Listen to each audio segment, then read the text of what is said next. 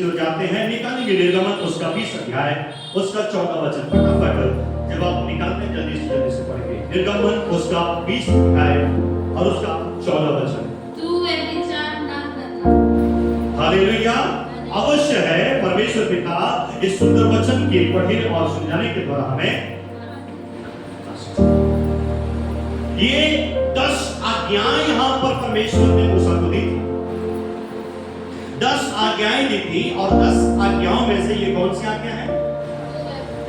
तू व्यभिचार न करना। तू व्यभिचार न करना। ये कौन सा नंबर का आज्ञा है? 10 में से कौन सा नंबर का आज्ञा है?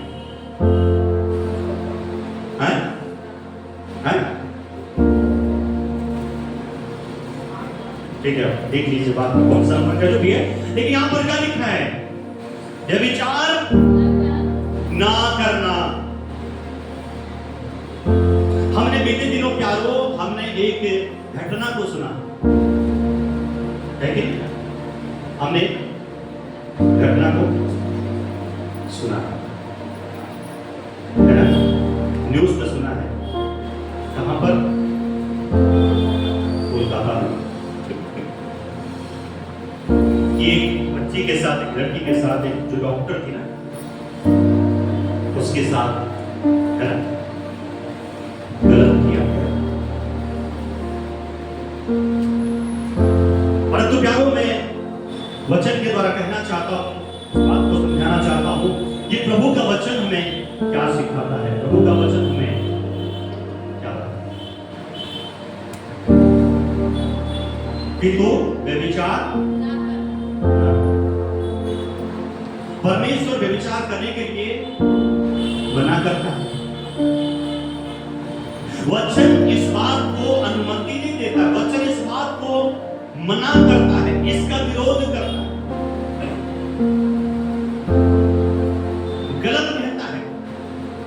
जो रेप है ये परमेश्वर के वचन के अनुसार, परमेश्वर की दृष्टि के अनुसार पाप है और गलत है।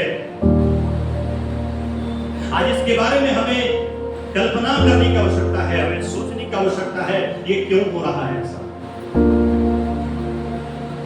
क्योंकि आज लोग प्रभु को नहीं जानते, प्रभु के वचन को। अगर वो प्रभु को जानते, प्रभु के वचन को जानते तो शायद ऐसा काम नहीं करते। और इसलिए यहां पर क्या लिखा है कि तू व्यभिचार न करना। निकालेंगे मरकुस 8 अध्याय 38 वचन। मरकुस 8 अध्याय उसका 38 वचन पढ़िए। मरकुस 8वां अध्याय। जो कोई इस व्यभिचारी और पापी जाति के बीच मुझसे और मेरी बातों से लजाएगा, मनुष्य का पुत्र भी जब वह पवित्र दूतों के साथ अपने पिता की महिमा सहित आएगा तब उससे भी लजाएगा। यहाँ पर देखिए यीशु मसीह ने एक वर्ड का, एक बात का क्या लिखा शुरू में? जो कोई इस व्यभिचारी, हाँ यहाँ पर क्या लिखा है? व्यभिचारी और पापी जाति। कौन सी जाति लिखा है? व्यभिचारी और पापी जाति। मतलब इस संसार में पाप और व्यभिचार है, क्योंकि शैतान का भी शासन है, शैतान का भी कार्य है। व्यभिचार कहां से आता है? कौन कराता है? शैतान ही मन में नहीं कराता, ये प्रभु की ओर से नहीं है, परमेश्वर की दृष्टि में ये घोर पाप है। लेकिन यहाँ पर लिखा हुआ है कि ये संसार कैसा संसार है? व्यभिचारी और पापी संसार। इससे, इस पापी और व्यभिचारी जाति से हमें अपने आप को क्या करना है? दूर करना, अपने आप को बचाना है।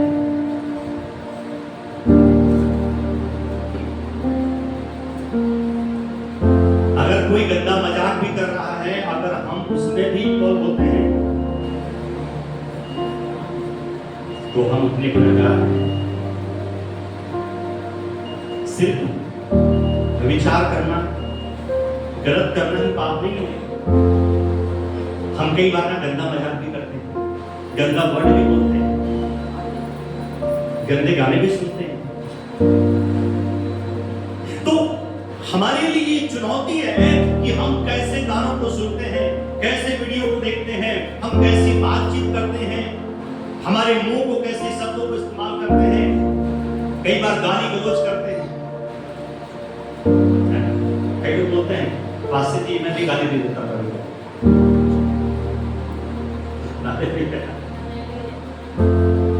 कई बार हम लोग ना गंदे कोई मजाक करते तो गंदे मजाक में हम लोग सम्मिलित हो जाते हैं। आप टीवी में देख लीजिए जितने भी गंदे कॉमेडी जितने भी कॉमेडी होते हैं ना, जब तक वो गंदी बात नहीं बोलेंगे कॉमेडी नहीं होगा। हर एक कॉमेडी में हर एक हमको मजाक लगता है, परंतु उसके पीछे वो डबल मीनिंग होता है, गलत चीजें होती है। और हम गलत बात में क्या कर रहे हैं? हंस रहे हैं? नहीं, क्या गलत चीजों में हमें हंसना नहीं है। जो गलत है तो गलत है, क्योंकि ये व्यभिचारी और पापी जाति है, ये संसार जो है पाप से। हमें अपने आप को बचाना है, अपने आप को सेव रखना है, अपने आप को सुरक्षित रखना है। उत्पत्ति 2:24 चलिए आगे बढ़ते हैं। उत्पत्ति अध्याय 2:24। इस कारण पुरुष अपने माता पिता को छोड़कर अपनी पत्नी से मिला रहेगा और वे एक ही तन बने रहेंगे। ओ हालेलुया! क्या लिखा यहाँ पर? इस कारण पुरुष अपने माता पिता को छोड़कर अपनी पत्नी से मिला रहेगा और वे एक ही तन बने रहेंगे। पति पत्नी एक तन बने रहेंगे, माँ बाप से अलग रहेंगे, ये वचन बोल रहा है। लेकिन आज भी अगर शादी हो जाती है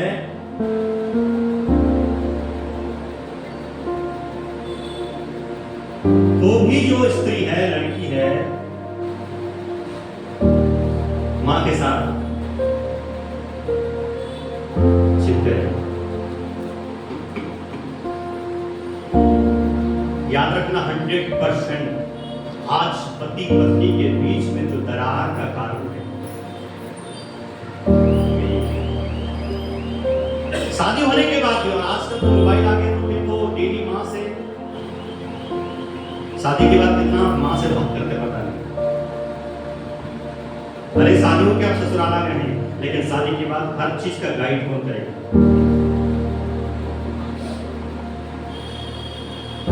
माँ बाप के कान होने के कारण, माँ बाप के शिक्षक, अरे भाई तुमने शादी करके छोड़ दो, उसके कारण इंटरफेयर करोगे। पति एक बार देखेगा, 2 बार देखेगा, लेकिन बार बार अगर खाली माँ माँ करते रहोगे ना, तो पति के मन में गुस्सा है और फिर आप क्या कर रहा है? पति पत्नी के बीच में खटास दुनिया में रहता है। ठीक है, बात करना अच्छी बात है, बात करना मना नहीं बात, लेकिन कुछ लोग अति कर देते हैं, कुछ लोग हद से ज्यादा कर देते हैं, हद से ज्यादा बात करते हैं, हर चीज को वो सजेशन लेते हैं, पति की बात नहीं मानते, सास ससुर की बात नहीं मानते, शादी की बात भी, माँ बाप की बात। तो कहने का मतलब यह है, और यहाँ सास ससुर की बात को भी, जब सास ससुर को भी ज्यादा इंटरफेयर, वहां पर लिखा उनका एक सेपरेट लाइन है, किसका? पति और पत्नी। हाँ, अगर माँ बाप जो है वो क्या हो गए? बुजुर्ग हो गए हैं, माँ बाप चलने में असमर्थ हैं, माँ बाप अगर किसी चीज में वो है, उनको देख रेख करना है, लेकिन डिसीजन लेना, उनको कैसे लाइफ जीना, कैसे आगे बढ़ना है, वो पति पत्नी के ऊपर, दोनों के ऊपर निर्भर है। न सास न ससुर, न मैके वाले न ससुराल वाले, किसी को भी इंटरफेयर नहीं करना है। और मैं यही कहना चाहता हूं कि जो व्यभिचार है उसके द्वारा मनुष्य का जो परिवार है वो क्या हो जाता है? तबाह हो जाता है। व्यक्ति का परिवार क्या हो जाता है? बिगड़ जाता है। आपका पति अगर नाराज होगा, आपका पति अगर चिढ़ जाएगा तो कुछ नहीं करेगा, वो भी बोलेगा तू जैसा करना कर, मैं वैसा। लेकिन लिखा है पति पत्नी माँ बाप को छोड़कर क्या होंगे? एक तन। कहीं ना कहीं पति के अगर जीवन में प्यार की कमी होगी तो पत्नी गलत कदम उठाएगी, और अगर पत्नी के जीवन में अगर पति के प्रति प्यार का होगा, अगर उसको लगेगा कि ये मुझे ध्यान नहीं दे रही है, तो उसके जीवन में गलत चीजें उत्पन्न होती हैं। इसलिए दोनों का कर्तव्य है कि जी जान से एक तरह पर लिखा है, दो नहीं है, एक तरह। इतना प्रेम करना, ऐसे रहना है। अगर ऐसे रहोगे तो ही आप आपसे गलत चीजों से, लड़ाई और झगड़े से बचोगे। हालेलुया। निकालेंगे पहला कुरिन्थियों 6 अध्याय उसका 16 वचन। पहला कुरिन्थियों 6 अध्याय उसका 16 वचन। क्या तुम नहीं जानते कि जो कोई वेश्या से संगति करता है वह उसके साथ एक तन हो जाता है, क्योंकि लिखा है वे दोनों एक तन होंगे। देखिए वचन कहता है यहाँ पर किसके साथ हमें संगति करना है, उसके विषय में लिखा हुआ है कि मैंने बताया ये विचार के द्वारा एक मनुष्य जो है अपने परिवार को क्या कर देता है, खो देता है, अपने आत्मसम्मान को खो देता है, अपने विश्वास को खो देता है, अपने जीवन को वो खो देता है। इसलिए हमें सतर्क होना है। मत्ती 19 अध्याय, मत्ती समाचार उसका 19 अध्याय 3 से आगे पढ़िए। तब फरीसी उसकी परीक्षा करने के लिए पास जाकर कहने लगे, क्या हर एक कारण से अपनी पत्नी को त्यागना उचित है? उसने उत्तर दिया, क्या तुमने नहीं पढ़ा कि जिसने उन्हें बनाया और उसने आरंभ से नर और नारी बनाकर कहा, इस कारण मनुष्य अपने माता पिता से अलग होकर अपनी पत्नी के साथ रहेगा और वे दोनों एक तन होंगे। अतः वे अब दो नहीं परंतु एक तन है। इसलिए जिसे परमेश्वर ने जोड़ा है उसे मनुष्य अलग ना करे। उन्होंने उससे कहा, फिर मूसा ने यह क्यों ठहराया कि त्यागपत्र देकर उसे छोड़ दे? उसने उससे कहा, मूसा ने तुम्हारे मन की कठोरता के कारण तुम्हें अपनी पत्नी को छोड़ देने की आज्ञा दी है, परंतु आरंभ से ऐसा नहीं था। और मैं तुमसे कहता हूँ कि जो कोई व्यभिचार को छोड़ और किसी कारण से अपनी पत्नी को त्याग कर दूसरी से विवाह करे, व्यभिचार करता है। जो कोई उस छोड़ी हुई से विवाह करे वह भी व्यभिचार करता है। चेलों ने उससे कहा, यदि पुरुष का स्त्री के साथ ऐसा संबंध है तो विवाह करना अच्छा नहीं। उसने उससे कहा, यह सब यह वचन ग्रहण नहीं कर सकते। हालेलुया। यहाँ पर बहुत सारी बातें लिखी हैं, परंतु लिखा हुआ है कि एक स्त्री है कि वो त्यागी हुई है तो उसको दूसरा व्यक्ति विवाह, जब तक उसका पति जीवित है ना, वो शादी वो भी किसमें आता है, व्यभिचार। और अपने पति को त्यागना, पत्नी को त्यागना कब लिखा हुआ है? जब वो किसी व्यभिचार में पकड़ी जाती है ना? तो ऐसा लिखा हुआ है। कहने का मतलब ये है कि क्या वो व्यभिचारी का ऐसा चीज है जिसके द्वारा परिवार इफेक्ट होता है। परिवार क्या होता है? आप अपने परिवार को खो देते हैं, अपनी पत्नी को खो देते हैं, परिवार में शांति ले आते हैं, परिवार में तबाही ले आते हैं, बदनामी होती है, आपके परिवार में बदनामी होती है, आपके जीवन में बदनामी होती है, और आप अपने आत्मसम्मान को, अपने विश्वास को क्या कर देते हैं, खो देते हैं। और इसलिए हमें अपने आप को केयर करना, अपने आप को ध्यान रखना है कि हम कोई भी ऐसा काम न करें। प्रभु ने पति पत्नी को क्यों जोड़ा? इसलिए जोड़ा ताकि आप व्यभिचार से बचे। ये तो खाना तो कोई बना सकता है, कपड़ा कोई भी धो सकता है, लेकिन पति पत्नी को तुमने इसलिए जोड़ा है ताकि आप एक दूसरे के दुख में सुख में क्या हो, साथ। हर एक ऐसे कंडीशन में आप उनकी मदद करें। ऐसी बात जो हम किसी और से शेयर नहीं कर सकते, बोल नहीं सकते, पति और पत्नी को तुमने दिया। प्रभु ने कहा है कि तुम माता पिता को छोड़कर एक पर्सनल एक लाइफ क्या करोगे? इसलिए एक ऐसी बीमारी है, एक ऐसा एक लत है जिसके द्वारा परिवार बर्बाद हो जाता है, तबाह हो जाता है। इसलिए अपना केयर करें। पहला कुरिन्थियों 7 पढ़िएगा, पहला कुरिन्थियों 7 1 से 5। उन बातों के विषय में जो तुमने लिखी है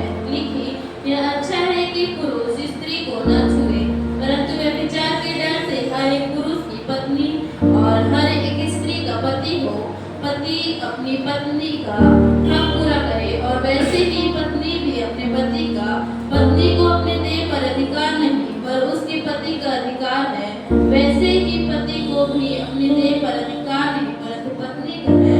तुम एक दूसरे से अलग न रहो, परंतु केवल कुछ समय तक आपस की सम्मति से कि प्रार्थना के लिए अवकाश मिले और फिर एक साथ रहो। ऐसा न हो कि तुम्हारे संयम के कारण शैतान तुम्हें परखे। हाँ, यहाँ पर देखिए तन पति पत्नी और दोनों को अलग होने के लिए परमेश्वर मना कर रहा है। कब अलग होना है? जब आप पर्सनल एक प्रेयर कर रहे हैं, अगर आप खुद अकेले जब प्रेयर कर रहे हैं, तब आपको क्या होना है? तब उस समय आप अलग हो सकते हैं, ये एक समय है, परंतु बाकी समय आपको अलग होने का मतलब हमेशा गले नहीं लगना है।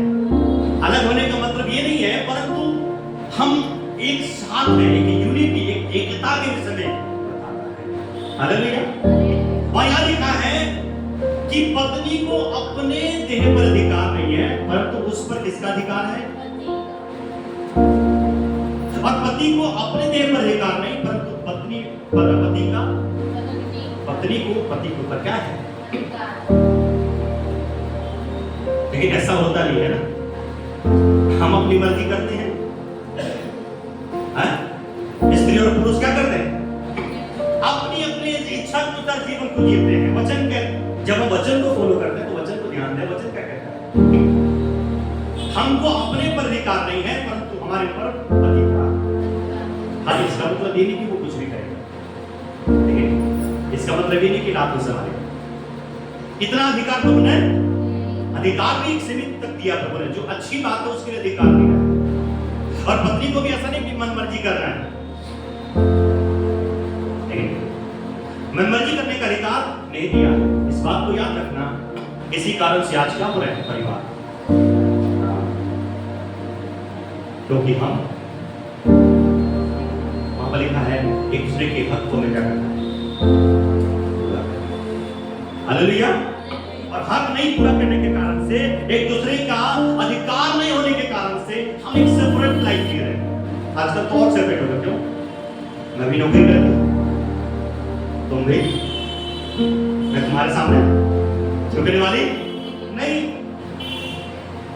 आज देखिए कितने परिवार टूटा, कितने परिवार, आपको शायद अंदाजा नहीं हो। हम कई शादी रिश्ता विवाह कराते तो आपको मालूम है आज लोगों का कितना ईगो, कितना घमंड है अपनी सुंदरता का, अपने घर घराने परिवार का, माँ बाप का, अपनी नौकरी का बहुत घमंड है। उसके कारण से शादी तो हो जाता है, लेकिन क्या हो, कुछ समय के बाद सारे रिश्ते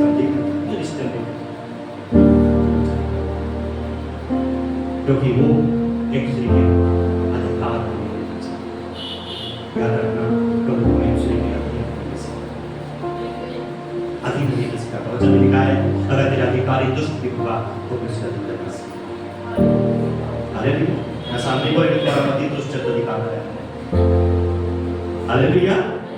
लेकिन हम एक दूसरे के हक को क्या करना है, और ऐसा भी नहीं कि दो लाफा मानना, ऐसा भी नहीं है, परंतु हमें एक दूसरे का अधिकार, एक दूसरे के हकों में पूरा करना है। प्यारो, जब हम एक मन रहेंगे, एक तन रहेंगे प्यारो, हम कभी गलत बात नहीं करेंगे। तो आगे बढ़ेंगे। मत्ती 5 उसका 28, मत्ती 5 उसका 28 पढ़िए। परंतु मैं तुमसे यह कहता हूँ कि जो कोई किसी स्त्री पर कुदृष्टि डाले वह अपने मन में उससे व्यभिचार कर चुका। सबसे कठिन है पुरुषों के लिए, है ना? ये किसके विषय में लिखा? पुरुष लिखा है कि स्त्री लिखा है? पुरुष लिखा है कि स्त्री लिखा है? हाँ, क्या लिखा है? परंतु मैं तुमसे यह कहता हूँ कि जो कोई किसी स्त्री पर कुदृष्टि डाले वह अपने मन में उससे व्यभिचार। उसके विषय में लिखा है कि स्त्री पर अगर क्या करे, कुदृष्टि डाले, वो अपने मन में क्या कर चुका है?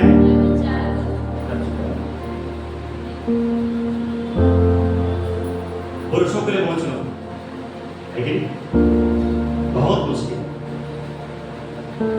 काला चश्मा लगाना पड़ेगा, पट्टी बांधना पड़ेगा। हालेलुया। हालेलुया। मानो अपनी आंखों में, आप सोच लीजिए मेरी आंखों में क्या बना है, काला पट्टी बना है। क्योंकि ये आंख जो है, आंख से क्या होता है, मनुष्य के अंदर पाप है ना। सो इसलिए हमें इस बात को सीखना, मैंने बताया कि व्यभिचार के द्वारा परिवार बर्बाद होता है। दूसरी बात, व्यभिचार के द्वारा व्यक्ति का जीवन बर्बाद होता है, एक पर्सनल लाइफ बर्बाद हो जाती है, खुद का जीवन क्या हो जाता है, बर्बाद हो जाता है। मन में कोई अगर उस दृष्टि डाले तो वो क्या कर चुका, व्यभिचार कर चुका, वचन कहता है। मतलब खुद के जीवन में उसने पाप कर दिया, ऐसा लिखा है। इसलिए हमें व्यभिचार से, पाप से, कुदृष्टि से बचने के लिए वचन कहता है। नीति वचन 6वां अध्याय 26 से आगे पढ़िए क्या लिखा है। नीति वचन 6वां अध्याय 26 से आगे। क्योंकि वेश्यागमन के कारण मनुष्य टुकड़ों का भिखारी हो जाता है, परंतु व्यभिचार में अनमोल जीवन का आहेर कर लेती है। क्या हो सकता है कि कोई अपनी छाती पर आग रख ले और उसके कपड़े न जले? क्या हो सकता है कि कोई अंगारे पर चले और उसके पांव न झुलसे? जो पराई स्त्री के पास जाता है उसकी दशा ऐसी है, वरन जो कोई उसको छुएगा वह दंड से न बचेगा। जो चोर भूख के मारे अपना पेट भरने के लिए चोरी करे, उसको जो तो लोग तो चाहे जानते, तो भी यदि वह पकड़ा जाए तो उसको 7 गुना भर देना पड़ेगा, वरन अपने घर का सारा धन देना पड़ेगा। परंतु परिस्त्रीगमन करता है वह निरानिर्बुद्धि है, जो अपने प्राणों को नष्ट करना चाहता है, वही ऐसा करता है। उसको घायल और अपमानित होना पड़ेगा और उसकी नामधराई कभी न मिटेगी, क्योंकि जलन से पुरुष बहुत ही क्रोधित हो जाता है और बंटा लेने के दिन वह कुछ कोमलता नहीं दिखाता।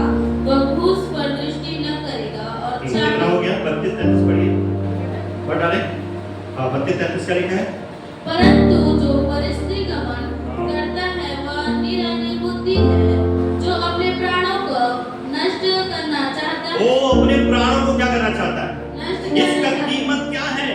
व्यभिचार का कीमत जो है वो प्राण से करता है, जान से करता है। अगर कोई व्यभिचार करता है तो वो मृत्यु को प्राप्त करेगा, वचन कहता है। अपने प्राणों को वो खोना चाहता, वचन कहता। तो ये नॉर्मल चीज नहीं है, परंतु प्राणों को खोने की वजह से मैंने कहा। चलिए दूसरा शमूएल 12 अध्याय उसका 14 वचन पढ़िए, क्या कहता है उसका वचन। दूसरा शमूएल 12 अध्याय उसका 14 वचन। दूसरा शमूएल 12 अध्याय उसका 14 वचन पढ़िए।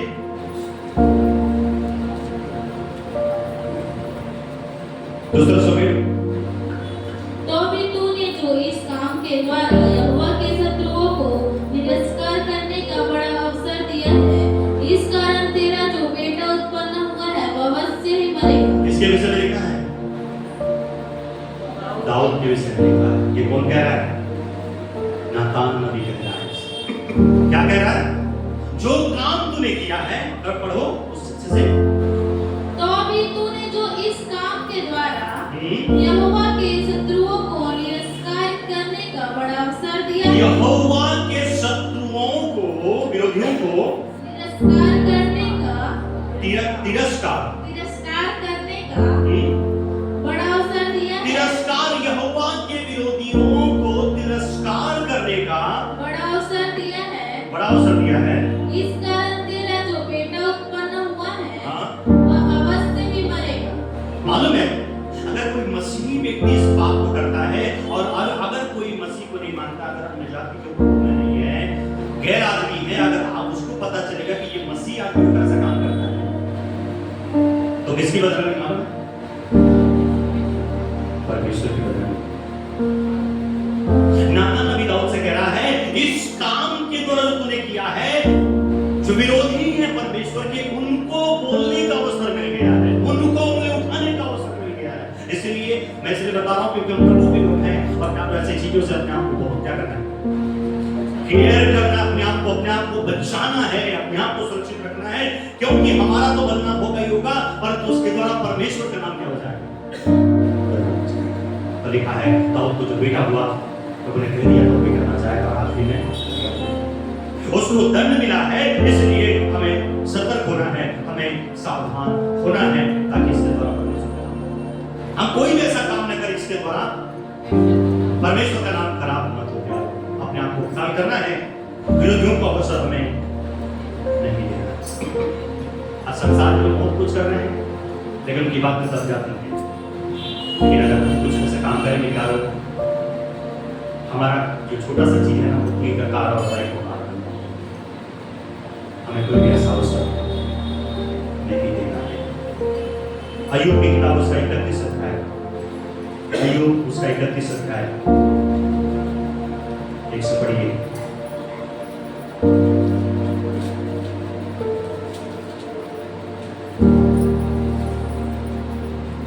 एक से पढ़िए। मैंने अपनी आंखों के साथ वाचा बांधी है। मैंने यहाँ पर देखिए प्रभु का वचन कहता, मैंने अपनी आंखों के साथ वाचा बांधी है। फिर मैं किसी कुंवारी पर कैसे आंखें लगाऊं? क्योंकि परमेश्वर स्वर्ग से कौन सा भाग और सर्वशक्तिमान ऊपर से कौन सी संपत्ति बांटता है? क्या वह कुटिल मनुष्यों के लिए विपत्ति और अनर्थ काम करने वालों के लिए सत्यानाश का कारण नहीं? बस आगे आराम से पढ़िएगा। प्रभु का वचन क्या कहता है कि किसी स्त्री पर, है ना, मैंने अपनी आंखों पर क्या किया है, वो आंचल बांधी है। हम अपने आप से प्यारो हम ये काम नहीं कर सकते, परंतु परमेश्वर से हमें वाचा बांधना है, परमेश्वर से हमें प्रतिज्ञा करना है, परमेश्वर से हमें सामर्थ्य मांगना है, और परमेश्वर की सामर्थ्य के द्वारा हम दृष्टि से, हमें विचार से और पाप से क्या हो सकते हैं, बच सकते हैं। इसलिए अय्यूब कहता है, इस बात को हमें सीखना है कि अपनी आंखों पर मैंने क्या किया है, वाचा बांधी है, वाचा बांधना है। प्रभु ये पाप या जुर्म में नहीं कर सकता। Hallelujah, praise the Lord. पहला कुरिन्थियों 12:26 वचन पढ़िए। पहला कुरिन्थियों 12 उसका 26 में जल्दी खत्म करूंगा। पहला कुरिन्थियों 12 अध्याय उसका 26 वचन।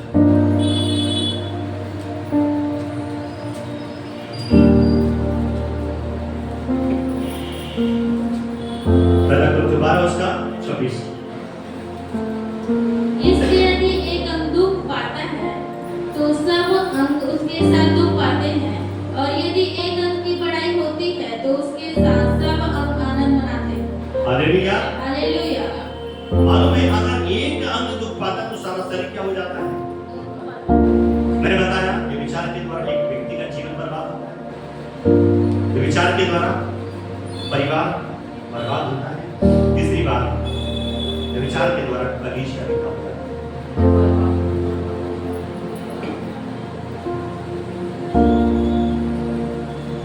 हमने देखा कई विश्वासी ठोकर खा कर चले जाते, हमने खोया है लोगों को, लोगों ने गलत किया, परंतु विश्वासियों को खोया है हमने, हम इस बात को मालूम है। इसलिए गलत बिल्कुल भी नहीं करना, क्योंकि इसके द्वारा चर्च बदनाम होता है, चर्च नाश होता है। हालेलुया, जीसस लॉर्ड, धन्यवाद प्रभु जी। और उसका पहला कुरिन्थियों 5 ऐसे पढ़िए। पहला कुरिन्थियों 5 का 6। तुम्हारा घमंड करना अच्छा नहीं। क्या तुम नहीं जानते कि थोड़ा सा खमीर पूरे गूंथे हुए आटे को खमीर कर देता है? याद है, थोड़ा सा जो खमीर गूंथा हुआ जो आटा है वो पूरा खमीर कर देता है। एक मछली पूरे तालाब को गंदा करता है। इसलिए यार हम ऐसे व्यक्ति ना बने कि हमारे पाप, हमारे अपराध लोगों के लिए श्राप का कारण बने। हम तो गलत करते हैं, लेकिन लोगों को भी क्या करते हैं, गलत चीजें फंसाते हैं। हम खुद गलत करते हैं, हम खुद जो चीज खाते पीते हैं, लोगों को हम क्या करते लेकर चलते हैं। आप तो नाश होगी, लेकिन दूसरों को नाश करोगे। सबसे बड़ी बात ये कि आप ठोकर का कारण हो गया। कोई भी चीज हो, चाहे विचार हो, चाहे कोई भी अनैतिकता हो, कोई भी पाप हो, अगर हम खुद कर रहे हैं और औरों को हम सिखा रहे करने के लिए, तो उससे बड़ा दोषी कोई नहीं हो सकता। उससे बड़ा गुनहगार कोई नहीं हो सकता है। याद रखना, उनका भी दंड आपको मिलेगा। उनके भी हिस्से का जो पाप है ना, उनके भी हिस्से का जो गुनाह है वो आपको मिलेगा। उसके भी जो दंड है उसके बदले आपको दिया जाएगा। इस बात को आप याद रखना। अगर आप किसी को गलत मार्ग में चलाने की कोशिश कर रहे हैं। इफिसियों 5:3, इफिसियों 5:3।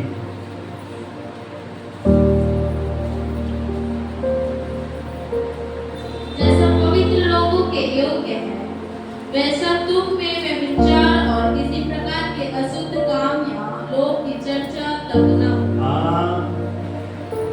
किसी को बहुत सुंदर वचन है।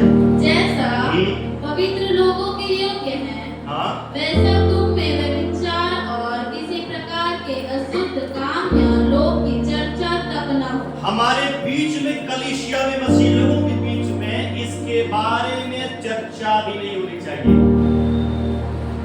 है ना।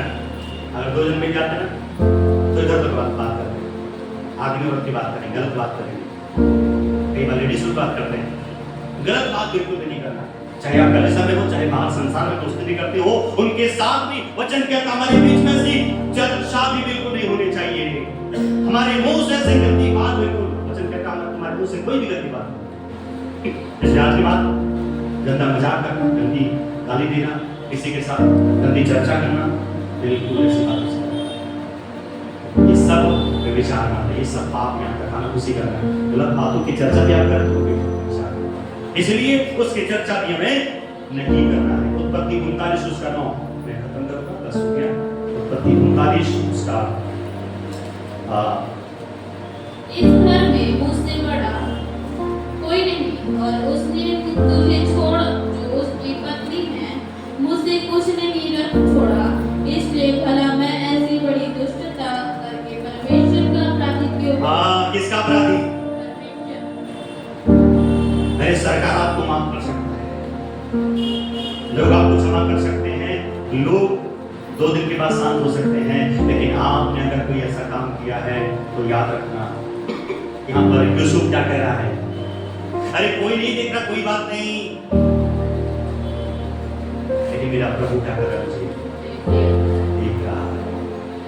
मैं ऐसा अनर्थ करके मैं परमेश्वर की नजरों में पाप नहीं कर सकता, मैं परमेश्वर के दृष्टि में नहीं गिर सकता हूं। इसलिए हमें यूसुफ के समान, चाहे स्त्री हो चाहे पुरुष हो, हमें अपने आप को बचाए। अब ये कहना है मैं ऐसा काम करके परमेश्वर की नजरों में पाप नहीं करना चाहता, मैं दंड नहीं पाना चाहता। क्या मैं इस बात को इसलिए कह रहा हूं क्योंकि जो ऐसे काम करते हैं उनको हम नहीं बोल सकते, उनसे हम नहीं मिल सकते, लेकिन उनकी हम यही प्रार्थना करेंगे, प्रभु ऐसे लोग जो काम करते हैं, प्रभु उनके अंदर सद्बुद्धि को दीजिए, सद्ज्ञान को दीजिए, ताकि हर एक माँ बाप का, हर एक स्त्रियों का, हर एक महिलाओं का वो आदर करें। वचन निकाली हर एक स्त्री को बहन जाना, हर एक जो बड़ी है, उस उम्र में बड़ी है, उसको मां समझना,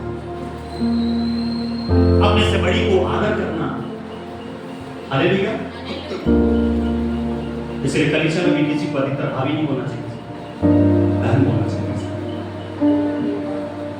है ना, सिस्टर बोलना चाहिए, है ना, चाहे दादासी हो चाहे कोई हो, सिस्टर ब्रदर, भाई दादा है। यहाँ पर हम कोई रिश्ते में नहीं, हम स्टाबली नहीं, हम यहाँ पर प्रभु के नाम से, इसलिए हमें एक दूसरे को भाई और बहन के समान आदर करना, भाई और बहन के समान रिस्पेक्ट, क्योंकि भाई और बहन का दर्जा अलग होता है, रिश्ता अलग होता है। हालेलुया। इसलिए कोशिश करें एक दूसरे को ब्रदर और सिस्टर को, है ना। अब भाई बोले तो फिर कोई संसार का संसार के भाव में इस संसार के समान आप पूर्ण करेंगे, संसार के समान आप मजाक करेंगे, बस बहन के साथ आप नहीं हो सकते। बहन जैसे आपको आदर आएगा, बहन जैसे सम्मान आएगा, उसमें कोई बुराई नहीं है। भाई बहन में कोई बुराई है? सबसे बड़ा अच्छा रिश्ता भाई बहन का रिश्ता। हालेलुया। इसलिए दूसरे को हमें क्या करना? भाई और बहन बोलता है। Praise the Lord. मैं जानता हूं कि हम ज्यादा क्लोज आ जाते हैं। अभी रिश्तेदार अच्छी बात है, बहुत अच्छी बात है कि ऐसा कलीसिया में अक्सर नहीं होता। कई लोग इसमें करीब नहीं आते, हम हैं, लेकिन हम कोशिश करें एक दूसरे को ब्रदर और सिस्टर को। हालेलुया। मैं पढ़ाऊंगा नहीं क्या लो, परंतु उत्पत्ति 20 और 9 में, उत्पत्ति 39 और 9 में जैसा हमने पढ़ा है, ये परमेश्वर के दृष्टि में बहुत बड़ा पाप है।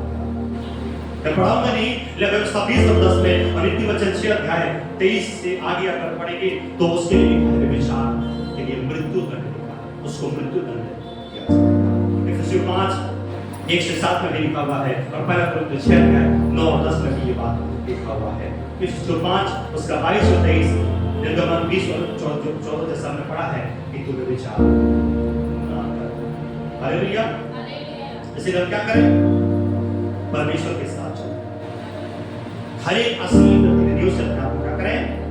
बचाए रखें। अपने पति से, अपने जीवन साथी से क्या करें? हम प्रेम। और जैसा पहले यूहन्ना 1:9 में लिखा है, यदि हम अपने पापों को मानें और उसे छोड़ भी देते हैं तो क्षमा करने में विश्वास होगा। अगर हमसे गुनाह हो भी गए हैं, प्रभु उसका न्याय करेगा, परंतु आज हमें क्षमा मांगना है।